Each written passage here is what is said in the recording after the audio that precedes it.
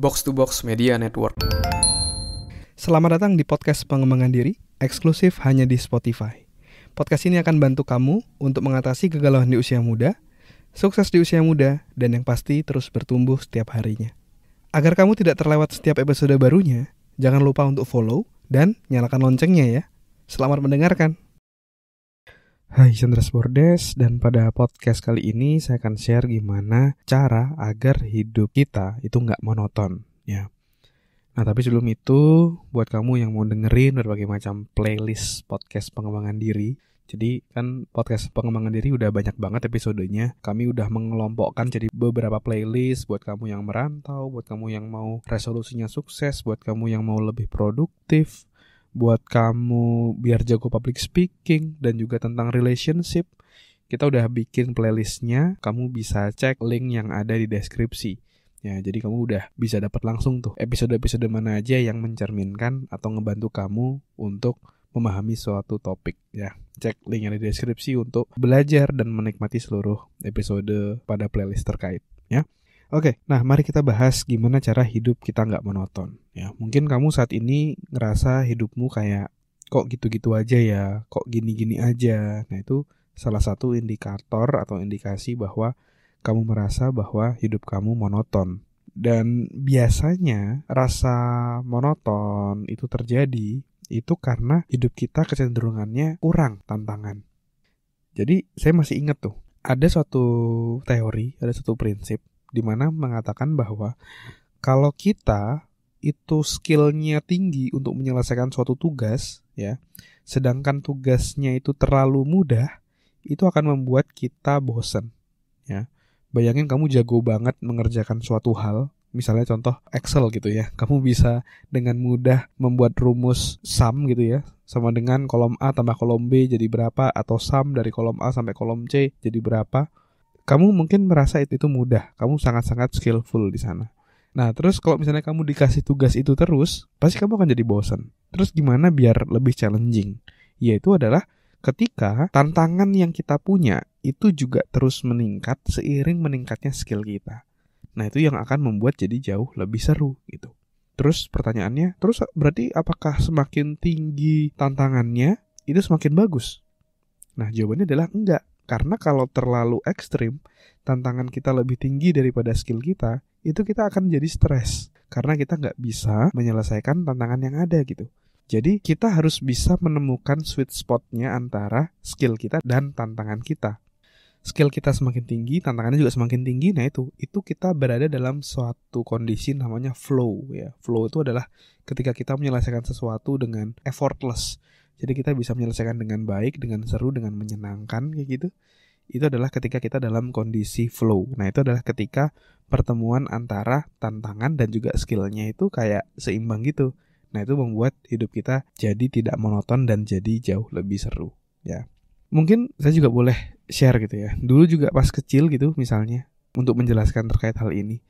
Dulu kan saya seneng banget tuh main, dulu ada yang namanya WE. Wah, singkatannya mungkin anak 90-an tahu ya. WE itu singkatan dari Winning Eleven ya. Kalau anak zaman sekarang mungkin tahunya itu namanya PES, Pro Evolution Soccer.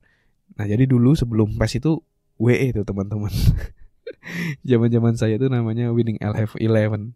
Nah, dulu saya main tuh saya seneng banget main.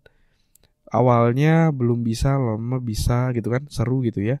Tapi ada kalanya ketika saya lawan satu teman saya, itu saya menang terus dan akhirnya lama-lama bosen. Tapi ketika ada teman baru yang lebih jago, itu lebih seru tuh ya. Ngelawan kakak saya lebih senior, terus kakak saya datang ajak temennya juga buat main. Wah seru banget tuh karena tantangannya meningkat, skill saya juga sudah lebih dari yang ketika saya lawan teman sepantaran saya. Nah akhirnya jadi seru kayak gitu. Ya, jadi kata kuncinya adalah kamu harus peka sama skillmu saat ini. Skillmu saat itu ada di mana sih tingkatannya? Tantangan dalam hidupmu itu gimana, apakah cukup challenging atau membosankan saat ini? Nah itu kamu perlu aware sama hal itu. Kalau kamu merasa bahwa kamu bosan atau kamu monoton, nah bisa jadi selama ini tantangannya gitu-gitu aja. Maka dari itu challenge-nya adalah kamu harus tambah tantangan-tantangan baru dalam hidup. Buat goal-goal baru dalam hidup sehingga kamu punya tantangan baru. Nah itu yang membuat hidup kamu jadi jauh lebih seru kayak gitu ya. Kalau mungkin ngambil contoh juga, ngambil dari jenjang pekerjaan gitu kan. Kan ada juga tuh dulu misalnya karyawan masuk itu awalnya staff. Staff itu tugasnya adalah nyelesain tugasnya dia sendiri gitu kan. Kalau dia udah bisa, kadang-kadang ada perluasan tanggung jawab, dikasih challenge yang lain. Nah itu untuk biar lebih seru kayak gitu kan dalam pekerjaannya dan meningkatkan skillnya juga. Lalu misalnya staff udah oke, dia naik ke supervisor. Supervisor tuh dia menjadi leader untuk memimpin orang lain gitu ya, satu fungsi gitu. Lalu tantangan selanjutnya adalah masuk ke jenjang manajer ya.